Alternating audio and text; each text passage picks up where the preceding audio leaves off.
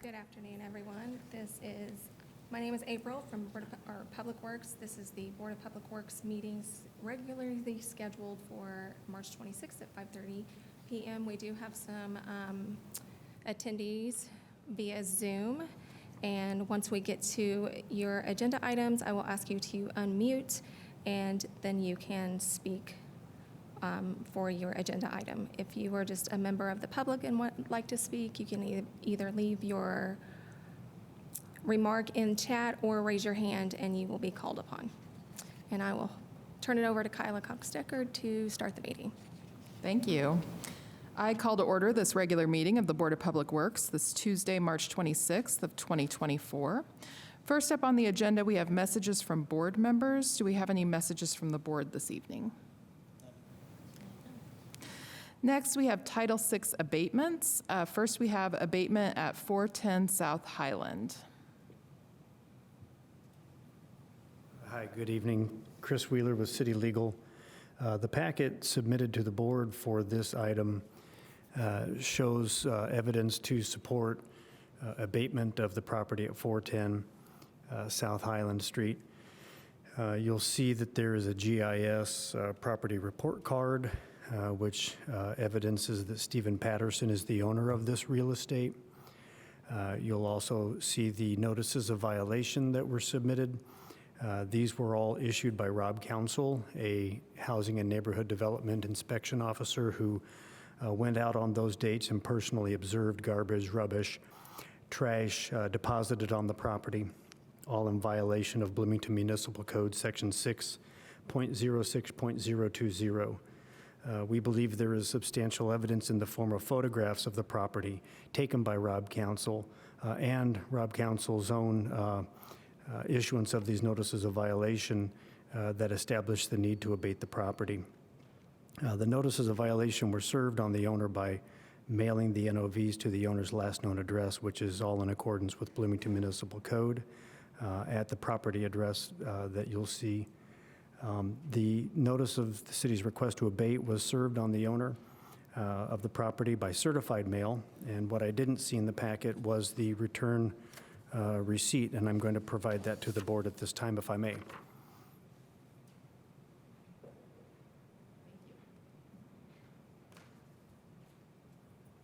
And so that certified mailing shows compliance with Bloomington Municipal Code for notice to the owner of the property with regards to our request to abate.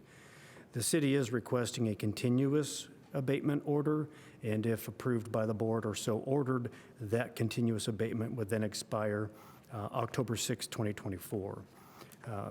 Mr. Council is here, and I'd like him to testify briefly just about his observations of the property. Hello, members of the board. Rob Council, Compliance Officer, Hand Department. The property in question has a continuing history. It's been abandoned for a while. The property owner is, in my opinion, heading towards demolition by neglect on the property. We do have an active unsafe order going on that Mike Arnold in our department is also heading. Really, with this abatement, I'm hoping to at least have the lawn trimmed down because it was really bad last year and some of the garbage picked up, and that would allow us to maintain keeping that lawn in a presentable state. Be happy to answer any questions you guys have. That was one question I had. Was I saw that there were violations both for scattered, garbage, refuse, whatever, and then also overgrowth. Are we considering the property to be in violation of both those elements of Title VI? That is correct. Currently, students seem to be throwing their stuff in this abandoned house, and it's at this point spilling out across the property.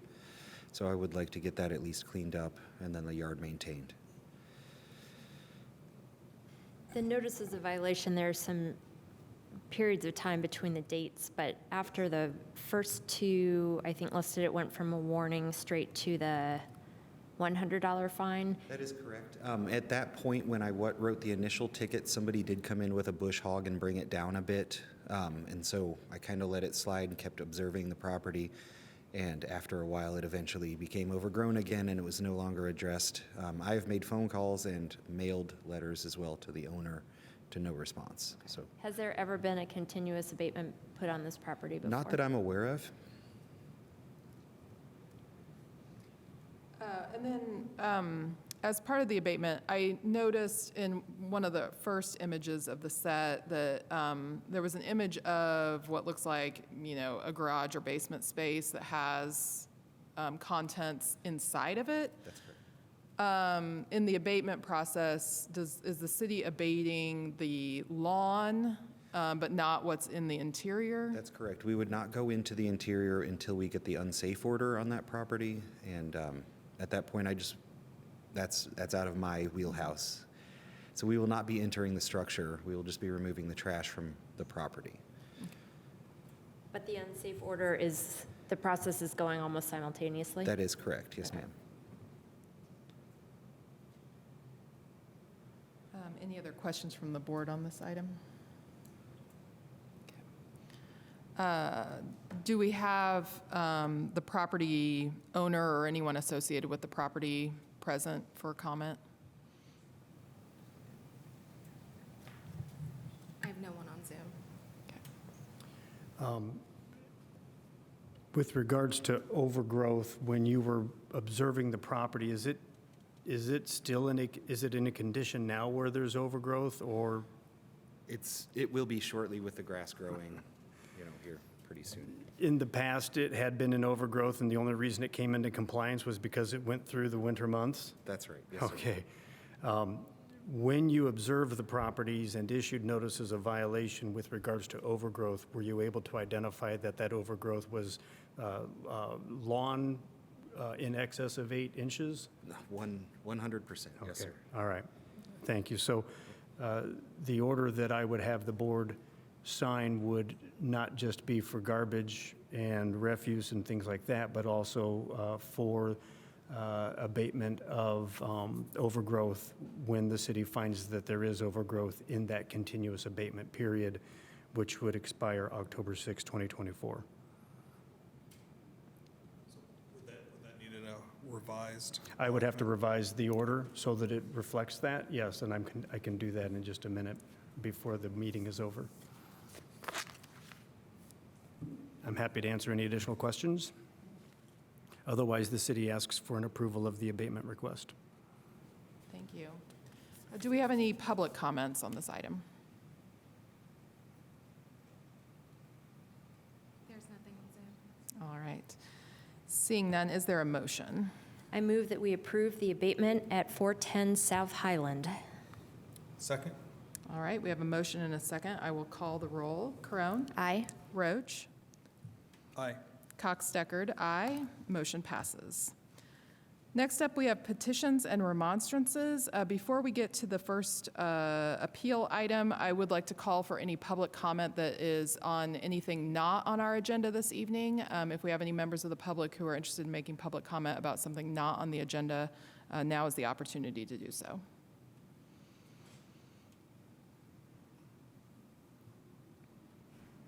I have nothing on Zoom. Seeing none. Next, we have appeal noise violation number 42022 at 1521 West Isaac Drive.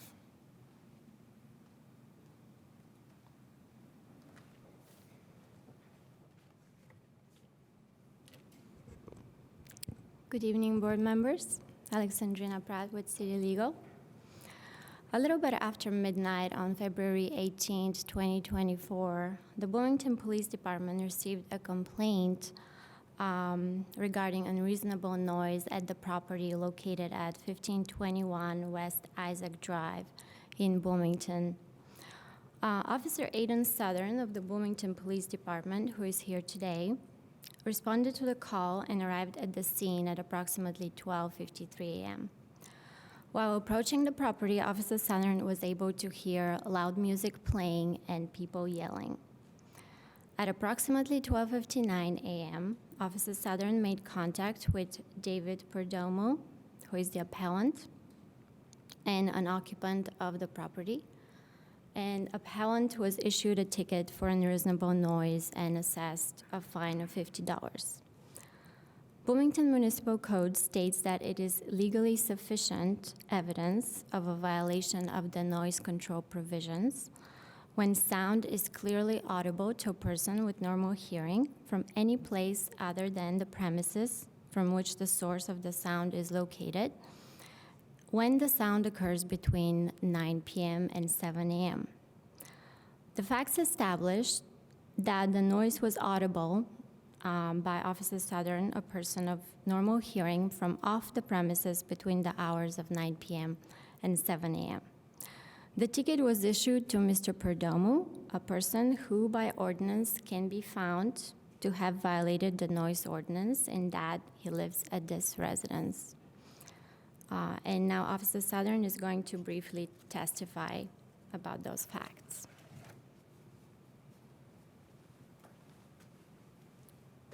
Hello, board members. I'm Officer Southern with the Bloomington Police Department. Just as she has stated, we were called to a noise complaint. We had a couple of complainants that had called throughout the night.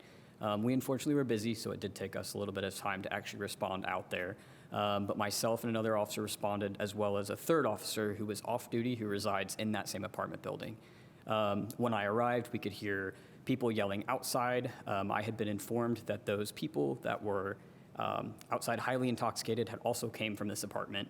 And as I proceeded up the stairs in the hallway, I could hear yelling and music from the end of the hallway, which obviously got louder as I got closer. We then made contact. I explained the ordinance to them and then issued them the citation just due to unreasonable noise. Do you guys have any questions for me?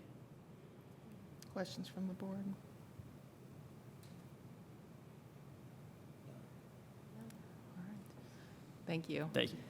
And then we have the appellant on Zoom, is that correct? David, you've been asked to unmute, and you can state your appeal. Hi, my name is David. I was trying to start my video camera, but it's not working for some reason. Well, yes, I'm appealing the noise complaint because by the time the officers came, yes, we did in fact have music, but we turned off the music. I would say like a couple hours before they came here, to the apartment. And on the other hand, when I was talking to them, the officer was writing the ticket. I realized the citation was basically, I could say, blank. There was almost nothing written on it. So that's one of the second main reasons why I'm trying to appeal the noise complaint, because like the ticket was basically empty. And also by the time he came, we barely had, I would say, non-music, but we didn't have music by that time for a couple hours. Thank you. Yes, and sorry about another thing. I remember that he mentioned, it was a long time ago, but he mentioned something about some noise outside. It is important to clarify that that time there was some snow in the street. And I remember like some people playing in the snow by 11:30, 12 a.m. Of that night. I don't know if we were confused by that group of people, but if it's an option, it might be possible we were confused by the people who were playing the snow earlier.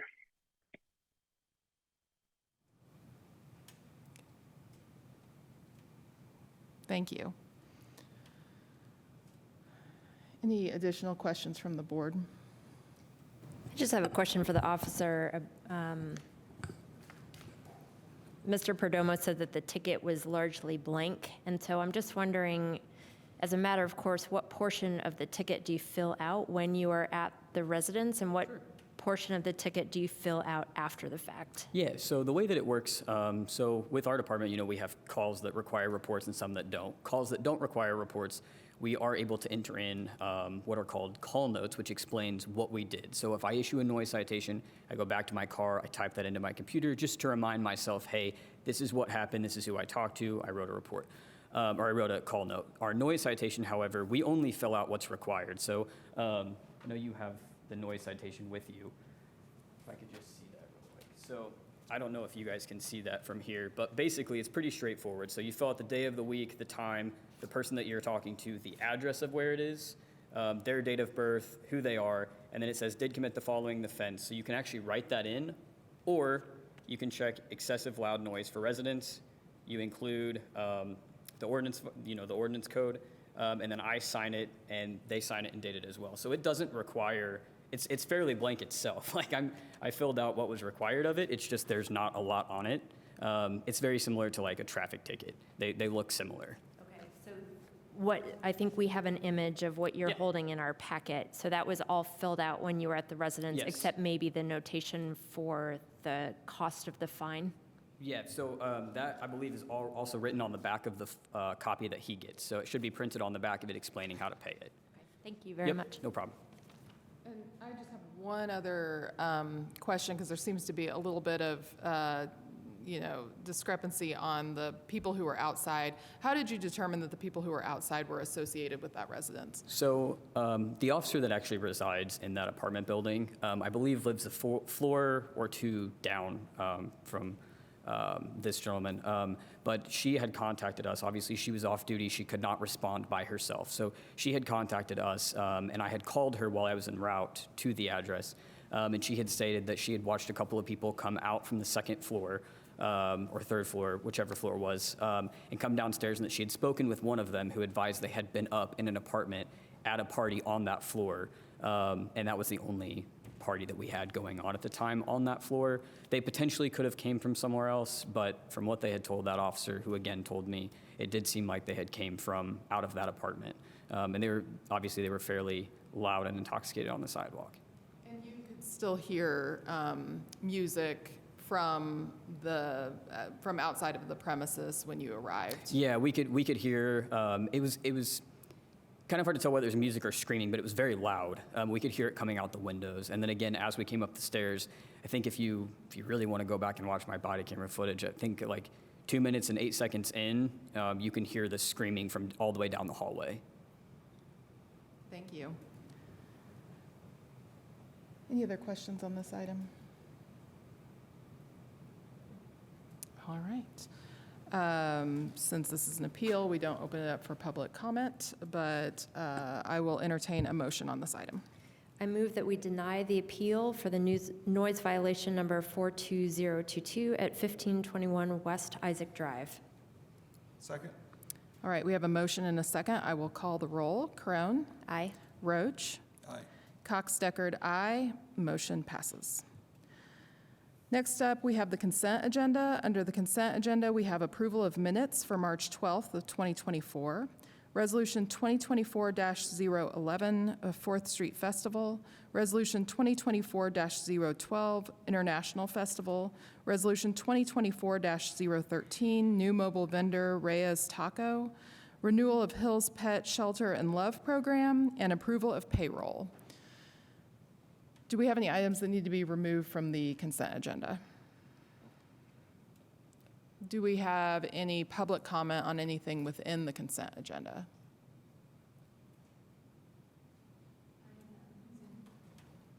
All right, seeing none, is there a motion? I move that we approve the consent agenda for tonight's meeting of March 26, 2024. Second?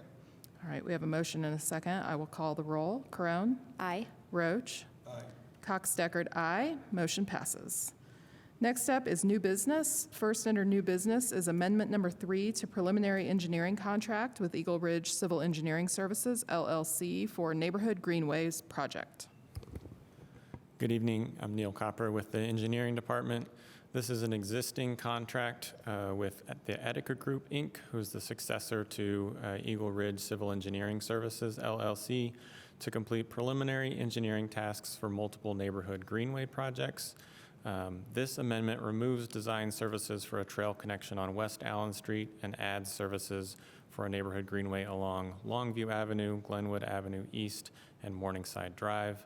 The total contract amount increases by $25,973.60 for a new total not to exceed amount of $373,818.60.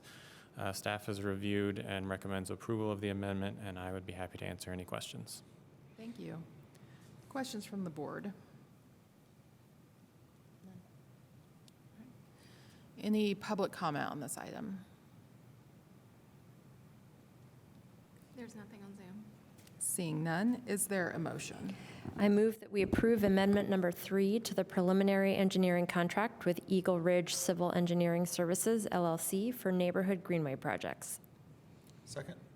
All right, we have a motion and a second. I will call the roll. Corone? Aye. Roach? Aye. Cox-Deckard, aye. Motion passes. Preliminary engineering contract with Etika Group for the Dunn Street Sidewalk Project. Neil Copper again. This is a new project. It was prioritized by the City Council Sidewalk Committee to install sidewalk along the east side of Dunn Street from 17th Street to approximately 18th Street. Etika Group was selected to perform the design for this project because they have previously completed conceptual design on behalf of Indiana University in the same area. The total contract amount for the project is set at a not to exceed of $22,230. And the next step after design would be securing construction funding from the Council Sidewalk Committee. Staff has reviewed and supports this contract, and I'd be happy to answer any questions. Thank you. Questions from the board? Any public comments on this item? I have nothing on Zoom. All right, seeing none, is there a motion? I move that we approve the preliminary engineering contract with Etika Group for the Dunn Street Sidewalk Project. Second? All right, I will call the roll. Corone? Aye. Roach? Aye. Cox-Deckard, aye. Motion passes. Thanks. Next, we have sidewalk closure request from Tacon on North Kingston Drive. Good evening, Board. Adam Wason, Public Works Director, on behalf of Kyle Ball with the Engineering Department. So Tacon, a local contractor, is requesting a sidewalk closure on the east sidewalk, next to 123 South Kingston. This is the former marsh on the east side that's going to be remodeled into a new sports store of some kind. So this is a request to accommodate removal of the existing concrete sidewalk to put back a new ADA compliant sidewalk and ramps. They'll be doing some traffic control on 3 non-consecutive days, and they hope to have this completed by May 2024. Worked with staff on maintenance of traffic plans, and all is set, so we request your approval. Questions on this item? I'll just mention yesterday, we talked in the work session about the maintenance of traffic plan and the fact that they will be able to route pedestrian traffic to the sidewalk that is on the other side of the street. So pedestrians will be able to still traverse that space. Any public comment on this item? There is nothing on Zoom. Okay. Seeing none, is there a motion? I move that we approve the sidewalk closure request from Tacon on North Kingston Drive. Second? All right, I will call the roll. Corone? Aye. Roach? Aye. Cox-Deckard, aye. Motion passes. Next up is contract with Harold Fish, Inc. to repair condensing HVAC units at 4th Street Garage. Hello, I'm Jess Goodman, the parking garage manager. This contract is for HFI to install condensation pans for the HVAC units at the 4th Street Garage. They're causing water pools on the concrete. They will install the pans, put the piping in, insulation on it, and the heat trace that'll keep it from freezing. And I'm asking for your approval. Thank you. Questions on this item? Adam mentioned yesterday during the work session that this is actually the second location that this has been done in. The first location, is everything working as you would suggest? Great. Yep. All right, any public comment on this item?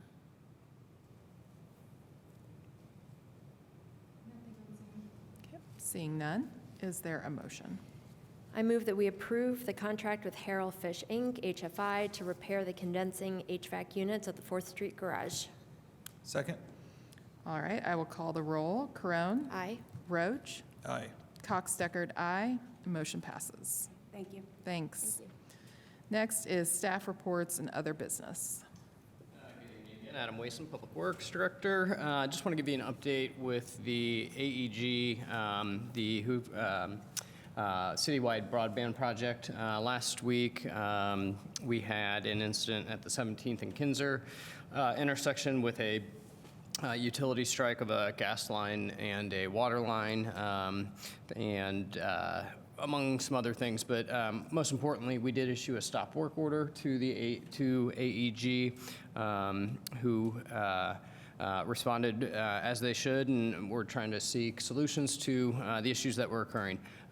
Mostly what we were dealing with and what we've been having some really great conversations about is the permit language and how they're utilizing the right-of-way with vehicles, equipment, et cetera, blocking sidewalks. So staff in the engineering department had done quite a bit of monitoring and documentation of issues that they were having. And then, unfortunately, even later that day was when the utility strike occurred. There's a lot of information out there about the utility strike investigation that's ongoing as far as where the utilities were marked and how they were marked and the accuracy of those. But I just wanted to report to the board, we did issue the stop work order. Today we had a great and productive meeting with the leadership team of AEG as well as Hoosier Fiber Networks and city staff to address concerns that we have, talk about the fines and notices of violations that have been levied, and what process needs to be undertaken to get that project back up and running.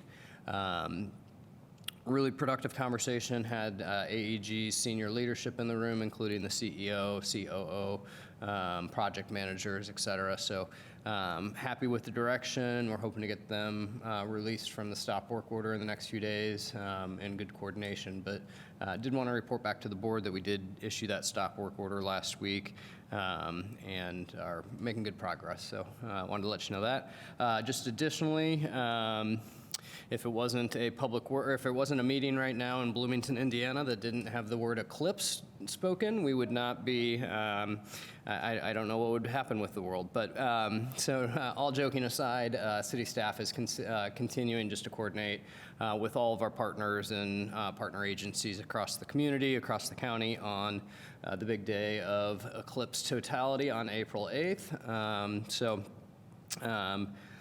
We're not sure. Well, the estimates of what we should expect are quite shocking, but we're, just really trying to hone in on getting information out to the public in general and those that are visiting the area for that day on, just safety tips, what to expect, and all of that. So just want to thank our partners with the university, with Mineral County Emergency Management, all the public safety agencies.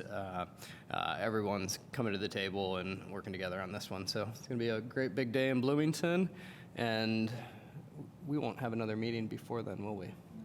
So we're not going to do the work session that Monday, and we'll just have our regularly scheduled Tuesday meeting. And we hope the skies are clear and all goes well that day. So yeah, just a little.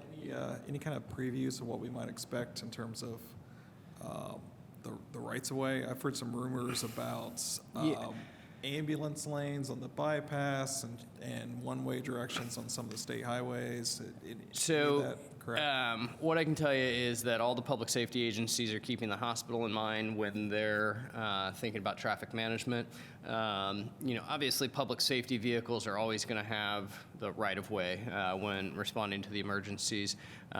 Even in traffic and such, they'll find their ways is kind of the short answer, but also knowing that, we are working to keep corridors, streets open, corridors open, travel to and from public safety facilities like the hospital and others, traversable. But we also, expect heavy traffic that day, some estimates are that we could experience gridlock even out to the interstate and beyond, and that will trickle into the city.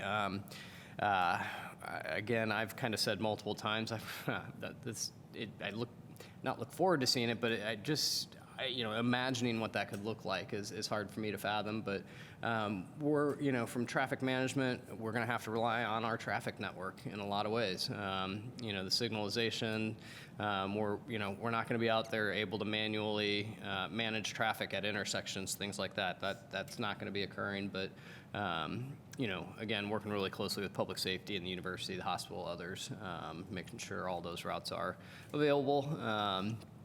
And so, it's going to be a big day, and we're looking forward to it.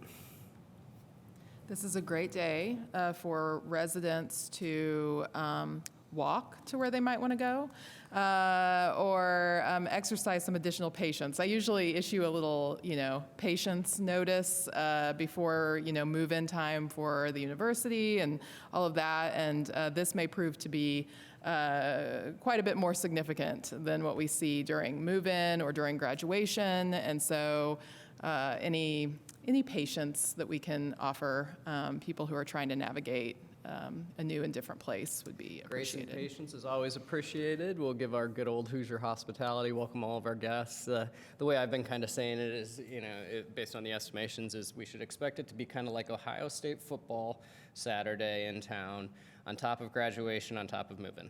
Yeah. So we'll have a lot of fun. Thank you. All right, next up is approval of claims. Are there any questions from the board on claims? Okay. Any public comments on claims? There is nothing on Zoom. Seeing none. Is there a motion? I move that we approve claims tonight in the amount of $1,169,439.78. Second? I will call the roll. Crone? Aye. Roach? Aye. Cox-Deckard, aye. Motion passes. And if there is nothing else, I will call for adjournment.